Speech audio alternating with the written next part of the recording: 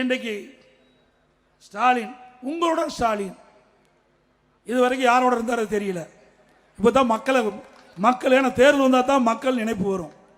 உங்களுடன் ஸ்டாலின் சொல்லி இப்போ வீடு வீடாக வந்து உங்களுக்கு என்ன குறைன்னு கேட்டு உங்களோட மனு வாங்கி அந்த மனு போய் சம்மந்தப்பட்ட அதிகாரிகள் டிபார்ட்மெண்ட் அந்த டிபார்ட்மெண்ட் கொடுத்து உங்களுடைய பிரச்சனை தீர்ப்பாங்களே. இது நடக்குமா?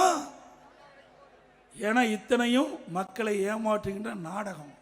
இதே போல தான் திரு ஸ்டாலின் எதிர்க்கட்சியாக இருக்கும்போது ஊரா போனார். ஒரு திட்ட கண்டா ஒரு பெட்ஷீட்டை போட்டு அமர்ந்து அங்கே இருக்கிற ஊர் மக்கள்லாம் அழைச்சி அவரை தரையில் அமர வச்சு உங்களுக்கு என்ன பிரச்சனை இருக்குது, சொந்த பிரச்சனையாலும் சரி பொது பிரச்சனையாலும் சரி நீங்கள் மனுவாக எழுதி நான் கொண்டு வந்த பெட்டியில் போடுங்க. அந்த பெட்டியை பூட்டி சீலை வச்சு நான் பத்திரமா வீட்டுக்கு எடுத்துகிட்டு போய் திமுக ஆட்சிக்கு வந்த உடனே சீலை உடைச்சி பெட்டியை திறந்த மனுவை எடுத்து படித்து பார்த்து தீர்வு காணுன்னு சொன்னாங்க. அந்த மனுவில் என்ன ஆச்சு சிந்திச்சு பாருங்க. எப்படி மக்களை ஏமாற்றுக என்பதை நீங்கள் எண்ணி பார்க்க வேண்டும். மக்களை ஏமாற்றுவதிலே வல்லவர்கள் திமுக கட்சியை சேர்ந்தவர்கள். ஏன் 4 வருஷம் மக்களை பற்றி சிந்திக்கலையா?